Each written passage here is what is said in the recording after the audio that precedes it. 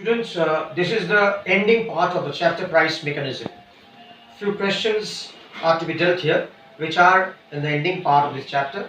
So a very important question which often came in the past in IAS examination, and that is, what would be the effect on equilibrium price and equilibrium quantity if there is simultaneous increase in both demand and supply? Simultaneous means together increase in demand as well as increase in supply. Now in this answer or this question, whenever they have given 6 marks for this question, and that is why the answer consists of 3 diagrams. There are 3 diagrams and all 3 diagrams are necessary to be made.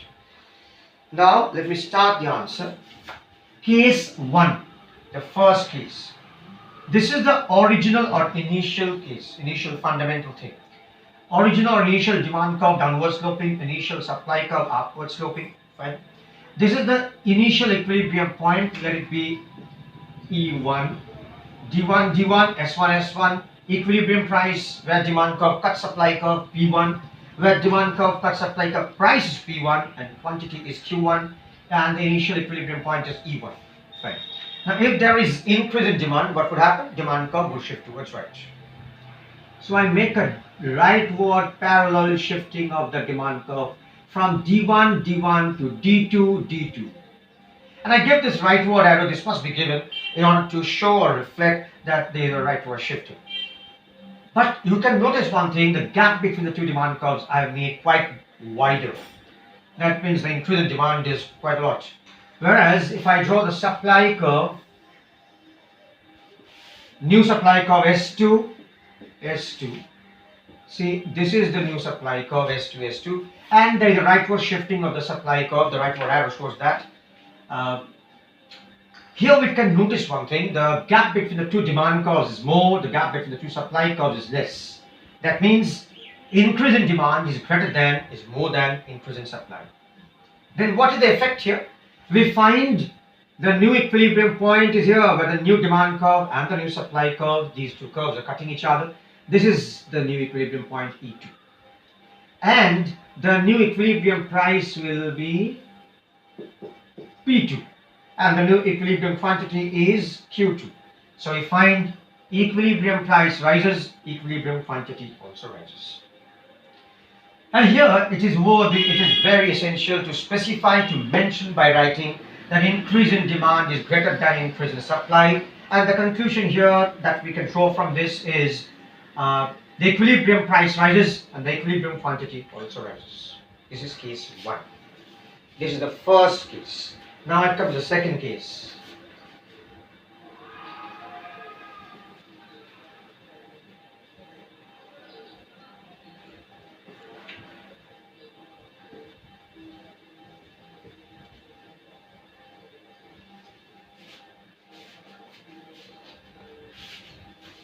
The second case is, we can say, exactly opposite to the previous case. In what sense opposite? Here, in the first case, I have shown that, this is case 2 now, that increase in demand was greater than increase in supply. But in the second case, case 2, we will show increase in demand is less, increase in supply is more. Then, as usual, along the y-axis price, as usual, along the x-axis quantity. Fine. Initial demand curve D1, D1. Initial supply curve S1, S1. Initial equilibrium point E1. Initial equilibrium price P1. Initial equilibrium quantity Q1. Now increase in demand, so I'm making another demand curve D2, D2. And this is the rightward arrow which shows that there is a rightward shifting of the demand curve. But you can see here, in this case, I've made the gap between the 2 demand curves quite narrow. And now I make the supply curve. S2, S2. See, rightward arrow again, which shows that the supply curve also shifts towards right. That means both are shifting towards right. But here, the increase in supply is greater than increase in demand, or we can say increase in demand is less than increase in supply. The gap between the two supply curves is more, the gap between the two demand curves is narrow. Now what happens here? Where the new demand curve and the new supply curve are cutting each other at this point. Let it be E2. Then the new equilibrium point is E2. That means the new demand curve and new supply curves are cutting each other. We find this is P2 and this is Q2. Now we find equilibrium price falls but equilibrium quantity rises. This is the specific case where increase in demand is less than increase in supply.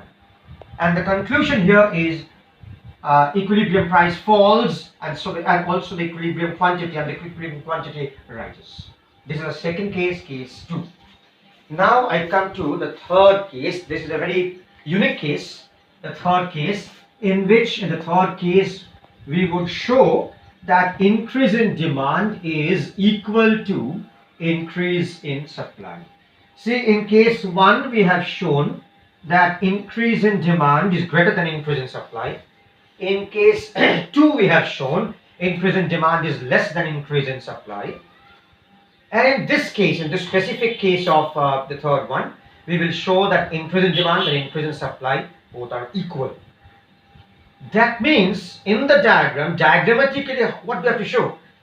Diagrammatically, we have to show that gap between the two demand curves and the gap between the two supply curves will be same. Neither more nor less, any one, both will be equal. Both will be equal.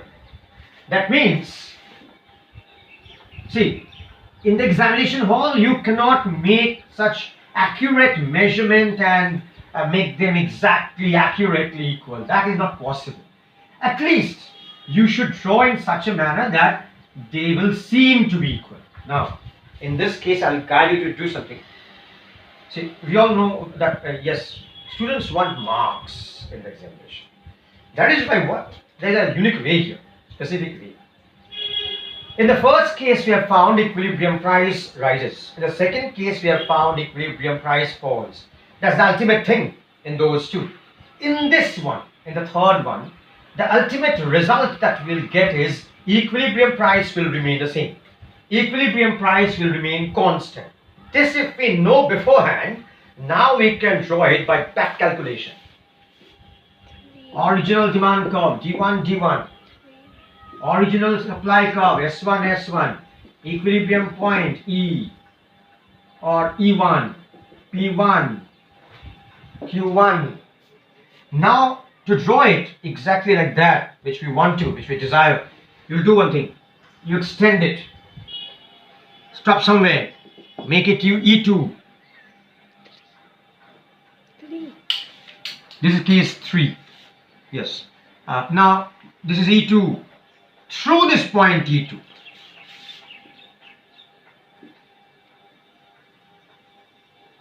I draw another new demand curve D2, D2, rightward shifting.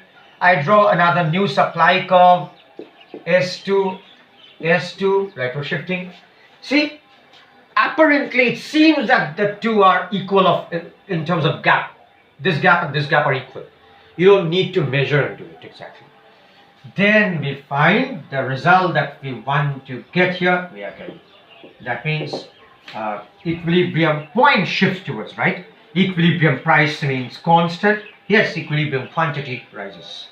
This is the specific case where the gap between the two demand curves and the gap between the two supply curves are equal. That means increase in demand is exactly equal to increase in supply. Okay, so these three are the cases. These three are the cases in case of this answer. In this answer, all the three are necessary to be given. So this answer is complete. Now I come to absolutely a new question. It's a two consecutive topics are there. The first one I'll deal with is price ceiling. C-E-I-L-I-N-G. Price ceiling. Okay, what is the literal meaning? What is the literal meaning of the word ceiling? C-E-I-L-I-N-G. When we consider ceiling of a room, ceiling of a house, that means the maximum limit of the room. Now here price ceiling, that means maximum limit of price. Okay. In case of certain commodities, it happens that the price which is determined by the market force of demand and supply, that is equilibrium price, where demand curve cuts supply curve, that price seems to be too high for some consumers in the market. Too high. Now let me consider a commodity like a life-saving medicine. A life-saving medicine. There are several life-saving medicines which are very important. Now, in case of a particular medicine like that, if the company, the private company which makes the or produces that medicine, they deliberately charge a very high price, and the consumers, the customers are bound, they are compelled to buy that, purchase that at that high price. But they have a grievance, they have a grudge that they are being exploited. They are bound, they are compressed, they are forced to pay the high price, but still they are buying. See here, it implies that yes, demand is equal to supply at that price, which is a very high price. To them, it seems that this price is very high. So a time will come very soon when their voices, they protest, the people protest, and their protest, their voices reach the government. Now the government may come forward and come to rescue the common people. How to rescue? The government, in order to rescue the people, in order to save the people, the government will fix a price which will be less than that equilibrium price. The government will set such a price which is less than that equilibrium price, because that equilibrium price, which is determined by the market forces of demand and supply, that price seems to be too high for the people. So the government will set such a price which is less than, lower than that equilibrium price, and the government will declare that this is the maximum price legislation. Legislation means law. So it's like a law made by the government that this will be the maximum price. So it is called price ceiling or maximum price legislation. The diagram is like this. See, demand curve, supply curve, price, and here quantity. Equilibrium point, this is the equilibrium price, suppose P bar, and equilibrium quantity is Q bar. But this price seems to be too high for many consumers. So the government has to fix a price which is less than this. Let this be the price. This is set by the government. P, C, I'm writing P, subscript C. C. Why P, C? Price ceiling. So this is maximum price legislation. Then this is a price which cannot be violated. This is a price which the government has set by law. Nobody can violate this. But see, if the government does this for the protection of the people, or to save the people, to rescue the people from the exploitation, there will be some effects. See the effect. Here at this price, when the price is lowered, then at this price, supply is this much, demand is more, because the price is lowered, so many people start demanding it. They want to buy it. So supply is less, demand is more. And this part is excess demand. Now we know that whenever there is excess demand, price tends to rise. But here price cannot rise. Here price cannot rise because the government's declaration is this is the maximum price legislation or the law, and nobody can charge a price higher than this. Then, so here there is excess demand. Then, due to this excess demand, because of the price legislation, maximum price legislation, due to this excess demand, there would be certain consequences, some effects. What effects? As there is excess demand, the government, or there can be some steps and measures or effects. One effect, the government may declare and instruct the sellers that you declare first come, first serve. First come, first serve. Those who will come first, you will get the commodity because there is shortage in supply. Those who will come first will get that. If you don't come, if you come later, you may not get that. So first come, first serve. Another effect, the Producers or sellers may sell the commodities to their pocket customers, to their very known closer customers or consumers, according to their preferences. That can be done. This is another effect of pricing. And the third one is there can be black marketing. Black marketing, because there is shortage. Because there is shortage, some consumers would be so restless and eager to buy the commodity that they are even eager or restless to buy at a higher price also, illegally. This is black marketing. So some sellers may sell the commodity at a higher price. So these can be the possible effects of price ceiling. These can be the possible effects of price ceiling, that is maximum price legislation. Now, this topic is very, very important. In the past, in IS examination, this question came in the diagrammatic form. They have given the diagram, then asked some questions, or they have questioned what is price ceiling, what are the effects, like that. Fine. There's another topic which is like this but opposite of this, and that is floor price. FLOOR, floor price. Okay, ceiling I have told. Ceiling is maximum limit of a room. And here, as price ceiling, that means maximum limit of the price. When we say floor price, what is floor? What is the literal meaning of the word floor? Floor means minimum limit of a room. Then here, floor price, that means minimum limit of price. Now, what happens here? Similar thing, very similar thing, but opposite. But opposite. Here we find that by the market forces of demand and supply, the price of a commodity is set, that is determined, the equilibrium price. But to some sellers, it seems, they feel that the equilibrium price, which is being determined in that way, that is too low for them. Now this thing is applicable in case of farmers. Farmers, particularly in India, in the past definitely, now also. The farmers, sometimes they are bound to sell the commodities at the price which the customers are telling. They are exploited in that way. They are exploited because their bargaining power, the farmers' bargaining power is considerably low, comparatively low. Zamindars and the merchants and the traders, they take an upper hand. Whatever price they tell, the farmers have to maintain that, accept that. So here we find the farmers are often exploited, and the price which is set or determined as the equilibrium price, that price seems to be too low for them. So here, if I draw the demand curve DD and the supply curve SS, this is the equilibrium point E, this is the equilibrium price P bar, and equilibrium quantity Q bar. This is the price which is set, determined by the market forces of demand and supply of crops. Now, this price seems to be too low for the farmers, So they are expressing their grudge and their protest to the media, to the people, and then maybe their voices reach the government.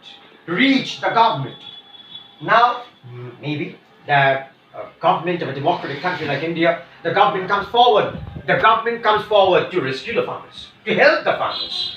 Now, in order to help the farmers, what does the government do? Here the government will set such a price which is higher than this, because this price seems to be too low for the farmers. So the government will set a price higher than this. I'm naming it PF because floor price, so PF. This is minimum price legislation. Minimum price. See, it's above the equilibrium price. Minimum price legislation, that means a law made by the government that this will be the minimum price. Below this price, no trader, no merchant, no customer or consumer can pay the price to the farmer. Fine? This is done by the government, and this is called floor price or price floor. Floor price or price floor. Now the effects of this, see, firstly, when this price is set by the government, what happens? See, the demand is this much, but the supply is more. Supply becomes more. The sellers, that means the farmers, are very happy. They are supplying more, larger quantity. But that much quantity cannot be sold. Traders, merchants, zamindars, that means customers are not buying that much quantity because the price is raised. So we find this much is the excess supply. So excess supply now arises. Supply is more. Then what? Here, the first step, the first consequence, or the most important consequence here, can be taken by the government itself. Can be taken by the government itself. Here, the step can be taken by the government to resolve this problem. What is that step? The government itself can buy the food grains from the farmers, because yes, the government will buy the food grains, stock it in the godowns of FCI, Food Corporation of India, and then distribute later on through the public distribution system, through the ration shops or fair price shops. That can be done later. But this is what the government does. The government itself will buy that surplus food grains, excess supply. This is the most common thing or the most important consequence or effect of this. Another effect can be there. See, at this price which is set by the government, higher one, here excess supply, too much quantity is supplied, that much quantity is not sold, people are not buying. Some farmers will feel very frustrated. People are not buying, I'm not getting my products sold. So some of the farmers may do an illegal activity. What is that? They will violate the government's law of this minimum price legislation. Deliberately, intentionally, they'll reduce the price than this and sell something. Because they feel, I'm not able to sell my products. If I reduce the price and can sell something, at least something can be sold instead of not selling the products. So this is price floor and its effects. That's it. So this is the end of this chapter, price mechanism. I hope everything is clear. Firstly, in this version, in this session, I have covered that question, what is the effect of on equilibrium price and quantity if there is simultaneous increase in both demand and supply. Then the two very important things, price ceiling and price floor. Thank you.